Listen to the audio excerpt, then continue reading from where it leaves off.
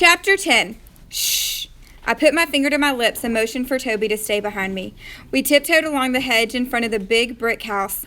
When we got to the gate, I scanned the street, then whispered to Toby, "You be on the lookout. If anybody comes outside or a car comes or anything, you whistle like I showed you this morning, okay?" Toby nodded. I peered over the gate. The front door of the house was closed. I glanced toward the driveway. No car. The yard was empty and quiet. "Here, Willie," I called out real soft. Nothing. Maybe he was inside. I wondered if I should go on up to the porch. Probably not. If somebody was home, they were liable to see me. "Maybe you should whistle," Toby whispered. "Okay." I whistled one time and waited. Sure enough, Willie stuck his head out of the little doggy door. When he saw me, he dashed out the door and up to the gate. "Hey, Willie," I whispered, sticking my hand through the gate to pet him. He stood on his hind legs and put his front paws on the gate. His tail wagged so hard his whole body wiggled. He licked my hand like it was a T-bone steak. "You want to come with us?" I said. He cocked his head and peered up at me, and then, I swear, he nodded his head. If he could have talked, I was sure he would have said, "Heck yeah, I want to come with you." So quick as I could, I lifted the latch on the gate and opened it just enough to reach my arm in. My heart was pounding so hard all I could hear was the thump, thump, thump in my ears. I knew I had to keep myself moving or else I was liable to start thinking. And if I started thinking, I was liable to think I shouldn't be doing this. So I turned my mind off and grabbed Willie's collar. I pulled him through the gate and out onto the sidewalk. He kept wagging his tail and looking at me with his shiny black eyes. I took the string out of my pocket and tied it to his flea collar. "Okay, let's go," I said to Toby and took off running. I ran down Whitmore Road, around the corner and into the woods. Willie ran along beside me.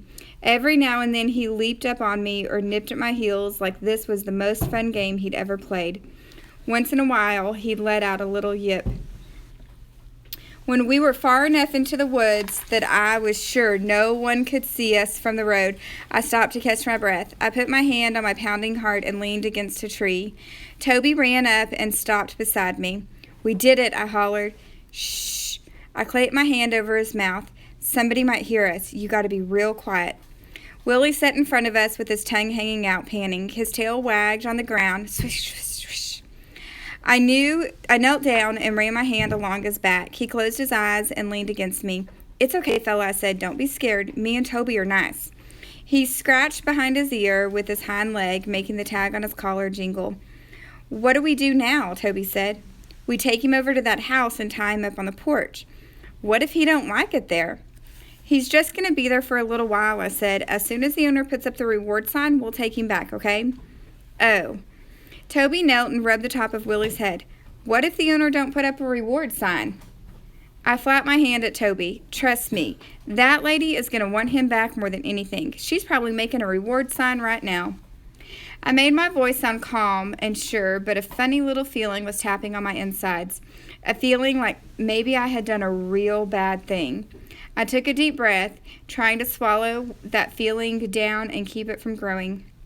I unbuckled Willie's green collar and tossed it into the bushes. Tap, tap. There was that feeling again, tapping at my insides like it was trying to tell me something. "What'd you do that for?" Toby said. I rolled my eyes. "Think about it, Toby." Toby's eyebrows squeezed together and he bit his lip. "'Cause he don't need it anymore?" he said. I sighed. "No, Dumbo, because we can't take him back to his owner with his collar on, or else she'd wonder how come we didn't call her. Her phone number's right there on the tag." "Oh." Toby nodded, but he still looked confused. I swear, sometimes he's dumber than dirt. "Come on," I motioned for Toby to follow me. We made our way through the woods behind the house on Whitmore Road. I could hear the cars on the highway up ahead, so I was pretty sure we were going in the right direction.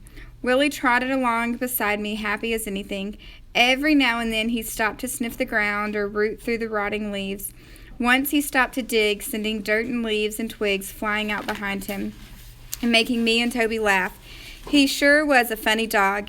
When we got to the highway, I stooped down behind the bushes along the edge. I handed the string leash to Toby. "Here," I said. "Hold this while I see if any cars are coming." I checked in both directions. No cars. I went back to where Toby sat with his arm around Willie. Okay, now listen, I said. We gotta run across the highway, then through the vacant lot over there. I'm pretty sure we can cut through those woods to get to that old house. He nodded. I took the string from him and dashed across the highway with Willie leaping along beside me. We kept running until we made it to the edge of the gravel road leading to the old house. The whole time, Willie pranced and yipped and jumped up on me. Once in a while, he grabbed the string in his mouth and gave it a tug. When we got to the house, Willie perked his ears up and watched me. "We're here, fella," I said, scratching the top of his head. He looked at that run-down, boarded-up house and then back at me. I had a feeling I knew what he was thinking. "It's okay, Willie," I said. "You won't be here long, I promise."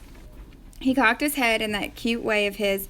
I don't know how he did it, but that little dog could make you love him just by looking at him. I sat down on that dusty road and put my arm around him. He crawled right into my lap and licked my face. His licks weren't all slobbery like most dogs. "It's spooky here," Toby said in that whiny voice of his. I knew if I didn't do something fast, he was liable to turn into his baby self and start crying or something. "You hold Willie, and I'll make a path to the back porch," I said. I pushed through the sticker bushes and vines, mashing them down and breaking off branches till there was a clear path to the back of the house. It was dark and damp back there. You couldn't even see the sky through the overgrown trees. The tiny porch leaned slightly, like any minute it was going to fall right off the back of the house. The steps leading up to it were loose and rotten. One of them was broken all the way through. The screen door dangled by one hinge. "Come on," I called to Toby. He and Willie came around the corner of the house and stopped. "No way, Georgina," Toby said. "We can't put Willie in there." "Listen, Toby," I said. "This is the best place. Nobody'll see him, and he won't get wet if it rains. And besides, he won't be here long." I watched Toby's face, but he didn't look convinced. "And we'll come and stay with him after school and all," I added. Toby swiped at the tears that had started. "You're mean," he said. "Darn, why do you have to go and say that?" I sure didn't want to hear it, 'cause that was exactly how I was feeling. Mean. "Toby, listen." I put both hands on his shoulders and looked him square in the eye. "Aren't you tired of living in the car?" He hung his head and nodded a teeny little bit. "Don't you want to have a real place to live, with walls and beds and a bathroom and all?" He nodded again. "Then we need to help Mama get some money," I said. "And this is the only thing I can think of. Can you think of another way?" I bent down and tried to look at him in the eye again, but his head was hanging too low. All I could see was his long, dirty hair all tangled up and ratty looking. "Then we got to do this," I said. "We'll take good care of Willie, and we'll take him right back home just as soon as we can. And then we'll get the reward money and everything will be good." I jiggled Toby's shoulders. "Okay," I added. I knew Toby didn't believe me, 'cause I wasn't sure I believed myself. That old tapping feeling was getting bigger, and in my head, I was thinking maybe I was messing up. And I was starting to think how I wished I could go back in time to the hour before, or the day before, or the week before. But I knew I couldn't do that. I was there behind that awful old house with that cute little dog looking at me, and I knew it was up to me to make everything turn out good like I had planned. I took the string leash from Toby and led Willie up the creaky steps to the porch. "This isn't so bad," I called out to Toby. The top half of the porch had been screened in once, but now what was left of the rusty old screen hung in tatters. Leaves and pine needles had blown in and covered the floor, settling in the corners in damp, moldy piles. I pushed some of the wet leaves aside, trying to make a clean spot. Then I knelt down and took Willie's head in both my hands. "Don't be scared, okay?" I said. "We'll be back real soon and everything will be fine." Then I rubbed my nose back and forth against his, an Eskimo kiss. Willie rested his chin in my hands and gazed up at me like he believed every word I said. "What if he gets hungry?" Toby called from the bottom of the steps. "Hungry?" I hadn't even thought about that. I couldn't believe Toby was thinking up something else I had left out of my How to Steal a Dog notes. I said, "What if he gets hungry?" Toby called out. "I've got that all worked out." I lied. My mind raced trying to think of how I was going to feed Willie, and what if I couldn't get back here every day? How long could a dog go without food? "And water," Toby said. "Dogs need water. You know, he might die if he don't have water." "Shut up, Toby." That's all I could think of to say, and it did the trick. He shut up, but it didn't help me feel any better. I tied the string to the doorknob and said goodbye to Willie. Then I led the way back through the weeds and briar bushes toward the road. I was glad Toby was quiet as we walked because I had a lot of thinking to do. About food and water for Willie, about what I'd done, about what to do next. But it was hard to get my thoughts all straightened out with my insides kicking up like they were. That tapping feeling was turning into full-out banging.